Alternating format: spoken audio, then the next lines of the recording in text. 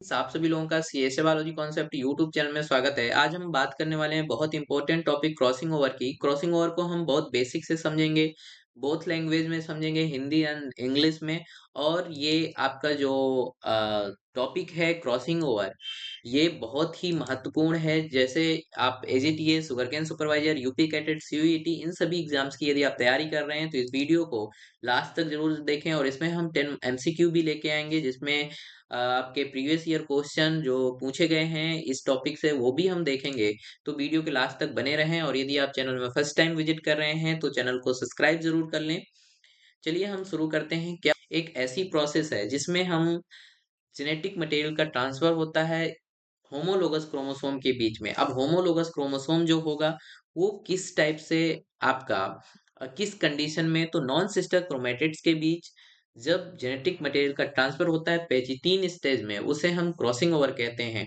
तो ये आपका जो प्रोसेस है, इससे नए रिकॉम्बिनेशन बनते हैं, नए रिकॉम्बिनेंट बनते हैं, जिससे वेरिएशन क्रिएट होता है। ये आप ध्यान रखिएगा। और आपका बहुत ही पॉपुलर क्वेश्चन है जो कि क्रॉसिंग ओवर कहाँ होता है, तो पेजिटीन में होता है। और पेजिटीन के पहले क्या क्या होता है, तो आपका क्रॉसिंग ओवर, यहाँ पे क्रॉसिंग ओवर इवेंट्स होती है। तो जैसे कि आप जानते हैं कि यहाँ पे आपको दो क्रोमोसोम दिख रहे होंगे रेड में। रेड क्रोमोसोम, रेड कलर का क्रोमोसोम दिख रहा होगा, जो कि है ये रिप्लिकेटेड क्रोमोसोम ये है, और ब्लू का रिप्लिकेटेड क्रोमोसोम है। तो ये जो दोनों जो ये रिप्लिकेटेड क्रोमोसोम है, ये दोनों का पेयरिंग होता है। जो पेयरिंग होता है ये जाइगोटीन स्टेज में होता है।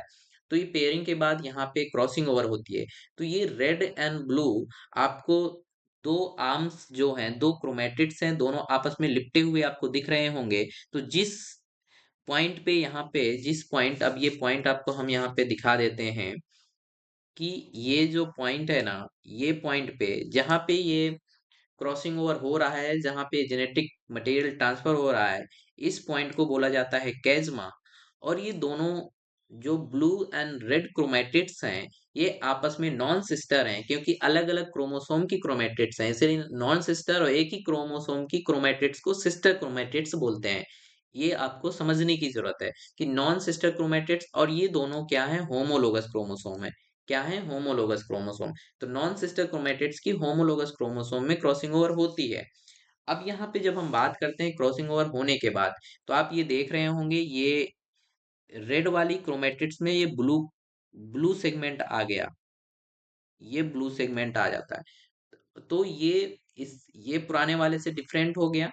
तो ये जो डिफरेंट क्रोमेटिड्स हैं, आपके दो ऐसे हैं जो पुराने वाले जो आपके रिप्लिकेटेड क्रोमोसोम है उनसे नहीं मिल रहे हैं। तो इनको बोलते हैं, क्रॉसिंग के बाद जो क्रोमेटिड्स जो डिफरेंट हो जा रहे हैं, न्यू कॉम्बिनेशन प्राप्त हो रहे हैं, उन्हें बोलते हैं cross over.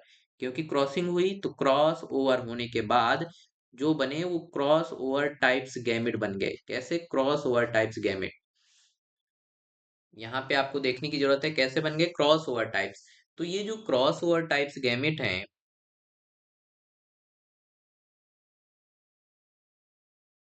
Cross over types जो गैमेट हैं, इनको हम बोलते हैं रिकॉम्बिनेंट टाइप।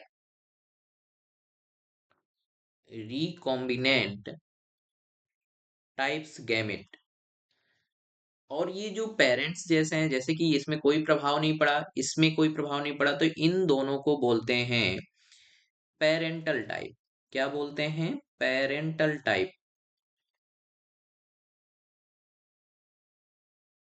ठीक है। तो ये आपको समझ में आ गया। और ये आपस में क्या है, सिस्टर क्रोमेटिड्स हैं। लेकिन जब इनकी इनकी बात करें तो ये दोनों क्या हैं, नॉन सिस्टर क्रोमेटिड्स हैं। नॉन सिस्टर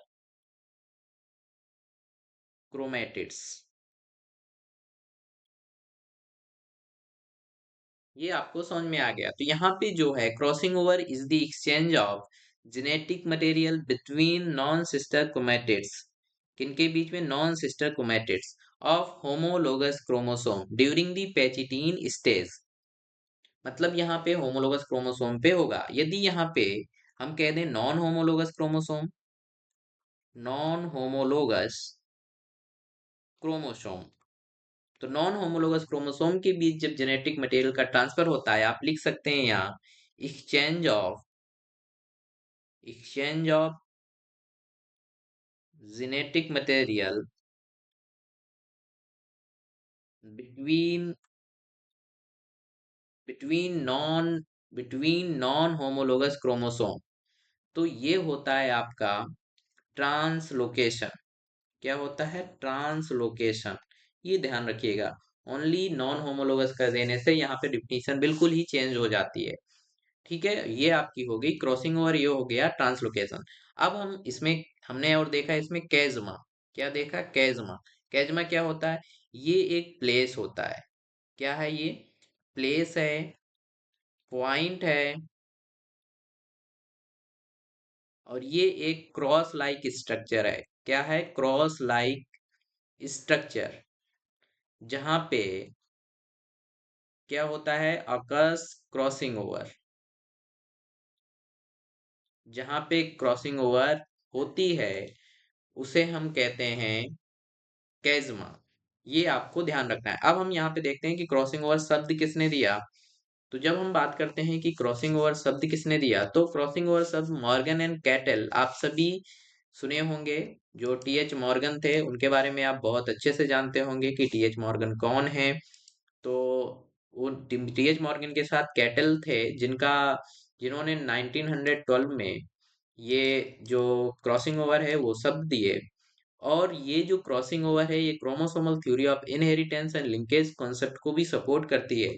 जब यहाँ पे हम बात करते हैं क्रोमोसोमल थ्योरी ऑफ इनहेरिटेंस की, ये आपका क्रोमोसोमल थ्योरी ऑफ इनहेरिटेंस, तो इसको हमने प्रीवियस वीडियो में भी डिस्कस किया था। तो वहां आपको मैं लिंक इस वीडियो की डिस्क्रिप्शन में लिंक दे दूंगा। और जो ये लिंकेज कॉन्सेप्ट है ये भी किसने दिया था? टी एच मॉर्गन ने दिया था। किसने दिया था? टी एच मॉर्गन ने इसको दिया था। किसमें? ड्रोसोफिला में।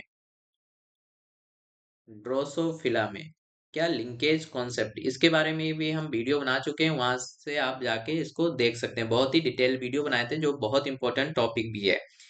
तो ये हमने देखा कि इसकी खोज, इसका टर्म एंड।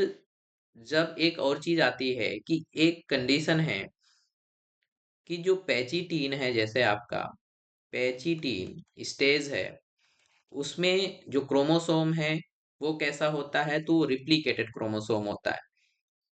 कैसा होता है? ये रिप्लिकेटेड क्रोमोसोम है। तो जब रिप्लिकेटेड क्रोमोसोम की इसमें अगर पूछा जाए कि नंबर ऑफ क्रोमेटिड्स कितने हैं, नंबर ऑफ क्रोमेटिड्स, तो ये पूरा एक क्रोमेटिड्स है और ये एक क्रोमेटिड्स है। तो इसमें नंबर ऑफ क्रोमेटिड्स कितने हैं? दो। और जब ये होमोलोगस पेयरिंग कर लेता है, ये होमोलोगस पेयरिंग में जब हो जाते हैं, तो नंबर ऑफ क्रोमेटिड्स कितने हो गए? यहाँ हो गए नंबर ऑफ क्रोमेटिड्स 4। तो इसे ही बोल देते हैं टेट्रावेलेंट। क्या बोलते हैं? टेट्रावेलेंट। ये आपको समझने की जरूरत है। तो यहाँ पे क्रोमोसोमल कंडीशन कैसी होगी तो वो हमने आपको बता दिया। नेक्स्ट हम देखते हैं कि क्या होता है कैज़मा। तो कैज़मा एक पॉइंट लाइक स्ट्रक्चर होती है, एक विजिबल पॉइंट होता है, एक प्लेस होता है, एक क्रॉस लाइक स्ट्रक्चर होती है जहाँ पे क्रॉसिंग ओवर आपकी पाई जाती है, क्रॉसिंग ओवर होती है। कैज़मा कितने प्रकार का हो सकता है? तो कैज़मा आपका पहला टर्मिनल कैज़मा, दूसरा आपका इंटरस्टिशियल कैज़मा एंड तीसरा आपका सब टर्मिनल कैज़मा। टर्मिनल कैज़मा क्या होता है? टर्मिनल कैज़मा है जहाँ पे क्रोमेटिड्स के एंड में यदि कैज़मा हो, क्रोमेटिड्स जो है उसके किनारे यदि आपकी क्रॉसिंग ओवर हो, तो उसे कहते हैं टर्मिनल कैज़मा। जब क्रॉसिंग ओवर मिडिल में हो तो उसे कहते हैं इंटरस्टेशियल कैज़मा। मतलब कैज़मा कहाँ बनेगा? जहाँ पे क्रॉसिंग ओवर होगी। क्रॉसिंग ओवर जिस पॉइंट पे हो रही है, अगर टर्मिनल और इंटरस्टेशियल के बीच में हो रहा है तो उसे हम कहते हैं सब टर्मिनल कैज़मा। तो ये आपने कैज़मा देख लिया। जब कैज़मा के बाद हम बात करते हैं कि टर्मिनलाइजेशन कैज़मा का कैसे होगा। आप सभी जानते हैं कि कैज़मा का जो फॉर्मेशन हुआ वो क्रॉसिंग ओवर के दौरान हुआ। कब हुआ? जब आपका क्रॉसिंग ओवर हुआ, आपका जो क्रॉसिंग ओवर है, यहाँ पे जो क्रॉसिंग ओवर हुई, क्रॉसिंग ओवर के टाइम आपका कैज़मा बना।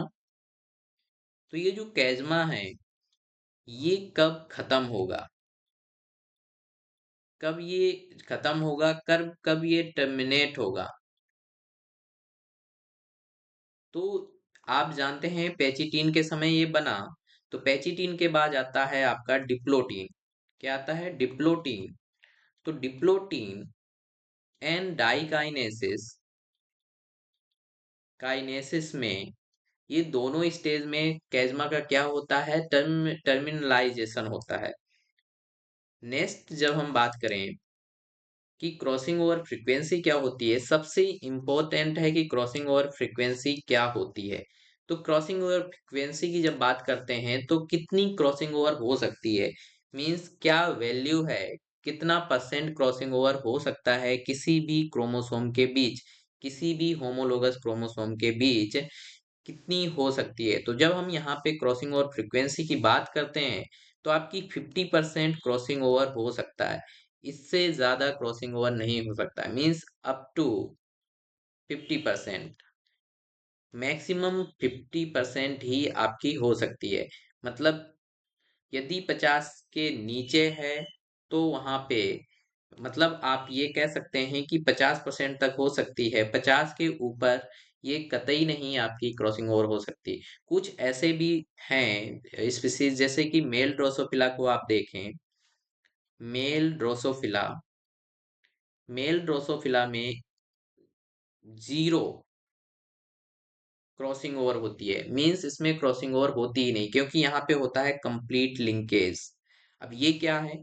तो लिंकेज जो है, लिंकेज वो आपका क्रॉसिंग ओवर का एकदम उल्टा होता है।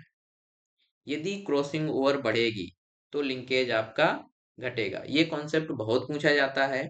तो क्रॉसिंग ओवर ऐसा क्यों होता है वो भी हम बता चुके हैं, फिर भी यहाँ पे बता देते हैं कि क्रॉसिंग ओवर और लिंकेज में ऐसा इनवर्स का रिलेशनशिप क्यों होता है। तो क्रॉसिंग ओवर वहीं होता है जहाँ पे जीन जो है, जो जीन है उनके बीच का जो डिस्टेंस है, जो डिस्टेंस है वो ज्यादा है। यदि डिस्टेंस ज्यादा है तो क्रॉसिंग ओवर ज्यादा होगा, और यदि डिस्टेंस ज्यादा होगा तो वहां पे लिंकेज कम होगा। जब लिंकेज कम होगा तो क्रॉसिंग ओवर जहां ज्यादा होगी वहां लिंकेज कम होगा। ये आपका रिलेशनशिप है। तो यहाँ पे आप ये समझ सकते हैं कि 50% तक ही क्रॉसिंग ओवर होती है। अब नेक्स्ट हम यहाँ पे बात करते हैं, आपका नेक्स्ट आता है फैक्टर अफेक्टिंग क्रॉसिंग ओवर। कौन से ऐसे फैक्टर्स हैं जो क्रॉसिंग ओवर को, जो क्रॉसिंग ओवर है उसको यहाँ पे इफेक्ट्स करते हैं कि क्रॉसिंग ओवर बढ़ेगा घटेगा क्या होगा। तो वो जो फैक्टर हैं उसमें आपको पहला जैसे है कि डिस्टेंस कैसी है जीन्स के बीच, एज कितनी है किसी भी स्पीशीज की, टेम्परेचर कैसा है, उसमें लिंग जो है, सेक्स जो मेल है फीमेल है वो है, केमिकल एंड रेडिएशन है। तो जब इनकी बात करते हैं तो आपको मैंने बताया कि जब डिस्टेंस की बात की जाती है तो यदि डिस्टेंस, ध्यान रखिएगा, यदि डिस्टेंस बढ़ेगी किनके बीच, जीन के बीच, जीन के बीच यदि डिस्टेंस बढ़ेगी तो क्रॉसिंग ओवर बढ़ेगा, यदि डिस्टेंस घटेगी तो क्रॉसिंग ओवर घटेगा। एज में क्या है, एज बढ़ने से क्रॉसिंग ओवर आपका घटता है। एंड टेम्परेचर, टेम्परेचर से क्या होता है, ऑप्टिमल टेम्परेचर, ऑप्टिमम जो टेम्परेचर है उसमें क्रॉसिंग ओवर आपका इंक्रीज होता है। और यदि ऑप्टिमम टेम्परेचर से टेम्परेचर घटता है या बढ़ता है तो टेम्परेचर के हिसाब से क्रॉसिंग ओवर में इफेक्ट्स होता है, प्रभाव जरूर पड़ता है। एंड सेक्स में तो जैसे हमने अभी एक एग्जांपल भी बताया आपको कि मेल ड्रोसोफिला होता है। क्या होता है? मेल ड्रोसोफिला, मेल ड्रोसोफिला में क्रॉसिंग ओवर अब्सेंट होता है, क्रॉसिंग ओवर अब्सेंट होता है। ठीक है, तो ये आपका सेक्स पे भी डिपेंड करता है। अब केमिकल रेडिएशन, किसी भी इस आप ट्रीटमेंट देते हैं, केमिकल्स एंड रेडिएशन का ट्रीट करते हैं तो वहां पे क्रॉसिंग ओवर बढ़ती है। क्या होता है? क्रॉसिंग ओवर बढ़ता है। तो ये आपका फैक्टर्स हुए जो इफेक्ट्स करते हैं कि क्या होगा। नेक्स्ट है आपका बायोलॉजिकल सिग्निफिकेंस क्या है। आप सभी जानते हैं कि जब क्रॉसिंग ओवर होती है तो वहां पे वेरिएशन क्रिएट होता है। क्या होता है? वेरिएशन। वहां पे वेरिएशन क्रिएट होता है। अब जो ये वेरिएशन है आपका, न्यू कॉम्बिनेशन आपके बन रहे थे, जिसे हम बोल रहे थे रिकॉम्बिनेंट टाइप। क्या बोल रहे थे? Recombinant type. उनसे ही यहाँ पे वेरिएशन क्रिएट होता है, जो कि वेरिएशन आप लोगों में दिखता भी है। इंडिविजुअल, जो इंडिविजुअल्स हैं उनकी स्पीसीज में, उनकी स्पीसीज में, पॉपुलेशन में आपको वेरिएशन देखने को भी मिलता है, जो कि क्रॉसिंग ओवर की वजह से ही आपका होता है। तो प्रोड्यूस जेनेटिक वेरिएशन, आनुवंशिक विविधता भी उत्पन्न करता है जो क्रॉसिंग ओवर होता है। नेक्स्ट हम बात करते हैं कि कोफिशिएंट ऑफ कोइंसिडेंस क्या होता है। तो कोफिशिएंट ऑफ कोइंसिडेंस के समझने के पहले हमें एक चीज समझने की जरूरत है कि यहाँ पे मान लीजिए ये यहाँ पे क्रॉसिंग ओवर हो रही है, ये क्रोमोसोम है, क्रोमोसोम में ये क्रॉसिंग ओवर हो रही है, यहाँ पे हुई है क्रॉसिंग ओवर। अब हुआ क्या कि ये जो क्रोमोसोम है यहाँ से फिर एक बार क्रॉसिंग ओवर हो गई, दूसरी क्रॉसिंग ओवर ये हो गई, नेक्स्ट ऊपर ऐसे जाके एक ये क्रॉसिंग ओवर हो गई। मानते हैं हम कि ये जो क्रॉसिंग ओवर है, ये क्रॉसिंग ओवर हो रहा है कितने मल्टीपल टाइम्स हो रहा है, multiple times. Multiple times crossing over जब होता है तो एक जो फर्स्ट क्रॉस ओवर है, जो जो आपकी सिंगल क्रॉस ओवर है, क्या है? सिंगल क्रॉसिंग है, क्रॉसिंग ओवर।